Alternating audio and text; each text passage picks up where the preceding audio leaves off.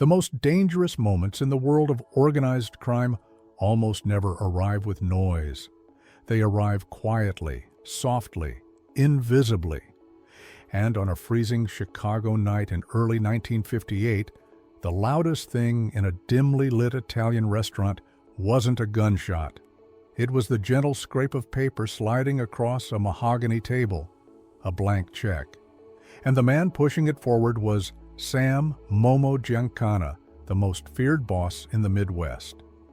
A man whose reach extended from nightclubs to police departments, from union halls to Washington backrooms.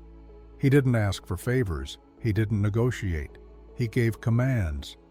And when Giancana pushed a blank check towards someone, the conversation was already over. Except, this time, it wasn't. Across from him sat Dean Martin, but not the smooth crooner the public adored.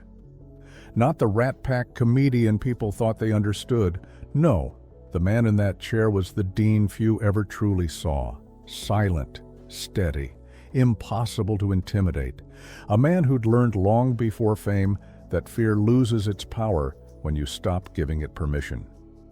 The air in the room was thick and heavy, swirling with cigar smoke and the quiet tension of men who had killed before and were willing to kill again. Two guards stood behind Giancana, their hands tucked casually inside their jackets, waiting for a signal. A tilt of the chin, a blink, anything. Giancana pushed the check closer. "Put a number on it," he said. "Any number." Most performers would have grabbed a pen before he finished the sentence. Some would have bent the knee out of greed, others out of pure animal panic. Even Frank Sinatra would have signed with a shaky smile, doing whatever it took to remain on the mob's good side. Dean didn't move. He just lifted his glass, took a slow sip of warm scotch, and exhaled a calm stream of smoke that drifted lazily into the air, as if the room weren't suffocating with danger. He didn't reach for the pen. He didn't even look at the check. Instead, he tapped ash into the tray and said a sentence so strange, so absurd, so impossible, the guards behind Giancana froze mid-breath. "Sam, the ink is too heavy." For the first time that night, Giancana actually looked confused. Heavy ink? What did that mean? Who turns down a blank check from the most powerful gangster in the Midwest? But Dean's face didn't waver. No smile, no fear, just that steady, unbothered gaze. The same look a man gives when he's already decided he'd rather die free than live owned. That moment, that tiny, impossible moment of calm in the face of absolute power, is one of the greatest untold standoffs of the 20th century. Because behind that refusal was a lifetime of quiet rebellion, a lifetime of choosing independence over money, a lifetime of surviving places far darker than any Chicago back room. Before the next 20 minutes were over, Dean Martin would do what no one had ever done. He would stare down the devil himself and walk out without a scratch. But to understand why that refusal was so reckless, why saying no to Giancana was like lighting a match in a room full of gasoline, we have to step back into the world Dean came from. A world where the mob didn't just influence entertainment, they owned it.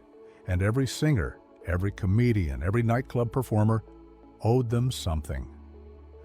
Everyone except one man. And that was the problem. To understand how insane Dean Martin's refusal truly was, you have to understand the world he was living in. Not the glossy 1950s fantasy people imagine now. The jukeboxes, the diners, the pastel colors. That was the postcard version of America. The real version was darker, colder, controlled by men whose names were spoken only in whispers. In 1958, the Mafia didn't just dip its fingers into show business, it owned it. It owned the nightclubs. It owned the liquor licenses. It owned the booking agents. If you wanted to perform in Las Vegas, Manhattan, Chicago, or Hollywood, you weren't negotiating with club managers, you were negotiating with capos. The Rat Pack knew this better than anyone. Sinatra embraced it. He loved the late-night meetings, the backroom deals, the sense of power that came from sitting beside the most dangerous men in America. He wanted their approval more than applause. But Dean was different. He didn't fear the mob, but he didn't romanticize them either. He grew up around men like that, in the illegal gambling rooms of Ohio, where he dealt blackjack before he ever sang a note. He'd boxed in underground rings for $5 a fight. He'd seen what real violence looked like, so the mob didn't impress him. To him, they weren't legends. They were just another group of men who thought they ran the world. Dean Martin didn't bow to bosses. He didn't owe favors. He didn't need protection. So he danced on a tightrope, polite, friendly, respectful, but never close enough to be owned. And that neutrality held until one Thursday afternoon. Dean was in his hotel room between shows, his career soaring higher than ever. The movies with Jerry Lewis were behind him. His solo career was exploding. His records were everywhere. He was arguably the most beloved entertainer in America. Life was smooth, comfortable, predictable. Then the phone rang. Not his wife, not his manager, not anyone with good news. A flat, unfamiliar voice said just one sentence: "Mr. Giancana needs to see you." No explanation, no request, just a command. Dean said he was busy.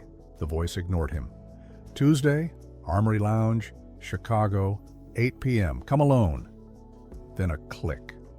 Most entertainers would have collapsed. Called a lawyer, called the police, called Sinatra to beg for help. But Dean simply set the receiver down, finished his drink, and sighed like someone had just added another chore to his week. He didn't tell his wife. He didn't tell his agent. He didn't even tell Sinatra. He just told his tour manager to clear Tuesday night. "Where are you going, Dino?" the manager asked. "Chicago," Dean said, tossing a set of golf clubs into a bag. "I've got a tee time with a shark." When Tuesday came, winter had swallowed the Midwest. Chicago was a frozen graveyard of gray slush, biting wind, and pitiless cold. Dean rode in silence from the airport, staring out the taxi window, fully aware of what awaited him. The driver pulled up to the Armory Lounge, Giancana's headquarters, the place where decisions were made, lives were rewritten, and occasionally ended. The driver looked at Dean in the mirror. "You sure about this, pal?" Dean adjusted his cufflinks, calm as ever. "No," he said, "but I'm going anyway." He stepped out, cigarette glowing in the dark, and pushed open the heavy oak door. The dining room was empty, closed to the public, chairs stacked on tables, lights dim. The only illumination came from the back room, where a warm glow spilled out like a trap waiting to spring. Dean walked toward it, each step echoing click, click, click. He entered the private room. There he was, Sam Giancana, sitting at the center table, eating sausage and peppers as calmly as if he were discussing weekend plans, not summoning one of the most famous men in America for a meeting that might end in violence. Two guards stood behind him, unmoving, waiting, evaluating. Dean took a seat without being asked. Giancana finally looked up. "You're late." "Blame the plane, Sam," Dean said. "Headwinds. Even the sky doesn't listen to me." Giancana didn't smile. He wasn't here for banter. He explained the situation. His daughter was getting married. It would be the biggest wedding of the year. Judges, politicians, union bosses.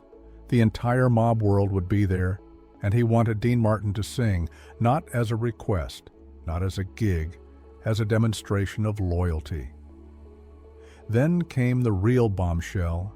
After the wedding, Dean would perform a private 2-week engagement at Giancana's club, the Villa Venice, a place entertainers didn't go unless they were summoned. But Dean already had a deal with the Sands in Las Vegas. Contracts signed, ads printed, a commitment he had no intention of breaking. "Sam," he said gently, "I can't be in two places at once." Giancana leaned forward. "Let me worry about that." This wasn't a conversation, it was a crossroads. And when Dean still didn't bend, that's when Giancana reached into his jacket, not for a gun, for a checkbook. He signed the bottom of a check, no name, no date, no amount, then slid it across the table until it touched Dean's glass. "Fill it in." Whatever Dean wanted, double, triple the Sands money, it was his. All he had to do was surrender. And that moment, that one impossible, suicidal moment, set the stage for the stare-down that would turn Dean Martin into something even the mob respected.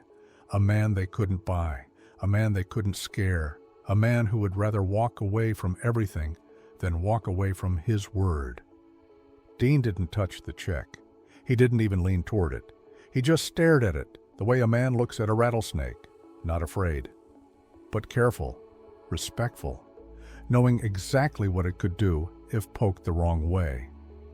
Across the table, Sam Giancana waited. The room went quiet, too quiet. Even the kitchen seemed to stop making noise, as if the entire building knew something irreversible was about to happen. Giancana tapped the table once with a thick finger. "Dino," he said, "this is the part where you sign."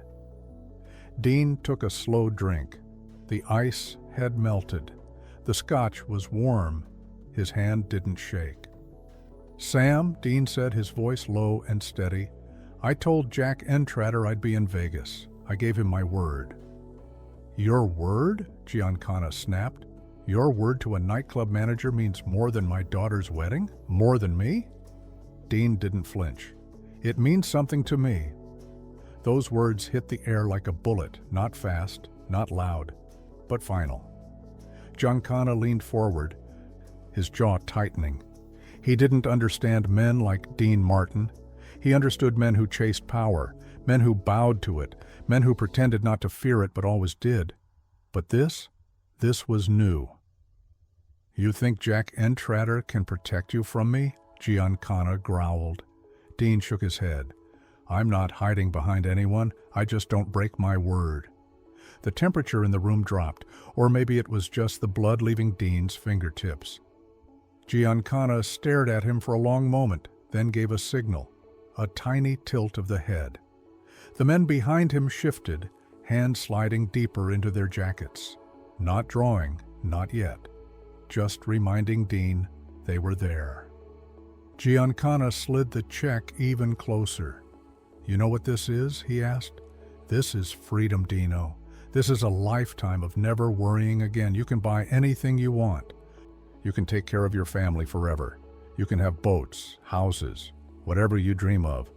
All you gotta do is show up, sing a few songs, shake a few hands." Dean leaned forward slightly, not to take the check, but to look Giancana directly in the eyes. "Sam," he said quietly, "I don't dream about boats." The mob boss blinked. Dean continued, "I grew up with nothing, pumping gas, fighting in basements for $5 a round, dealing cards in rooms that smelled like sweat and blood. I know what I can live on. And it sure as hell isn't this." He pushed the check back an inch with one fingertip. Giancana's voice turned ice cold. "You really saying no?" Dean nodded once. "I'm saying no." The room vibrated with the kind of silence that comes right before a storm or a funeral. You could feel the tension in your teeth. Giancana's chair scraped loudly against the floor as he stood up. The guard straightened. The air felt like steel. "You think you're better than us?" Giancana hissed. "You think because people put your face on magazines, you're safe?" "No," Dean replied. "I don't think I'm better than anyone." He took a final drag of his cigarette. "I just think I belong to me." Giancana snapped. "I can destroy you, Dino. I can make one phone call and your records vanish. You'll never work again. You'll disappear. They won't even find a body." Dean lifted his chin slightly. the closest thing he ever gave to defiance. "You can stop the music, Sam. You can stop the movies. You can get me banned from every club in America. That's fine." He blew the smoke out slowly, right toward the mob boss. "But you can't stop me." Giancana slammed his fist on the table so hard the silverware jumped. "What does that mean?" "It means," Dean said evenly, "that I was happy before I had fame. I was happy pumping gas. I was happy dealing cards. If this business disappears tomorrow, I'll go right back to doing something simple." He smiled. "And I'll still sleep fine." The smile wasn't arrogant. It wasn't mocking. It was genuine, and that made it terrifying, because you cannot threaten a man who does not care about what you can take from him. Giancana looked at him, trying to find the bluff. Every other celebrity he'd ever dealt with crumbled under pressure. Sinatra begged for approval. Politicians folded instantly. Club owners practically bowed at his feet. But Dean was calm. Too calm. Giancana stepped closer until he was right over Dean's shoulder.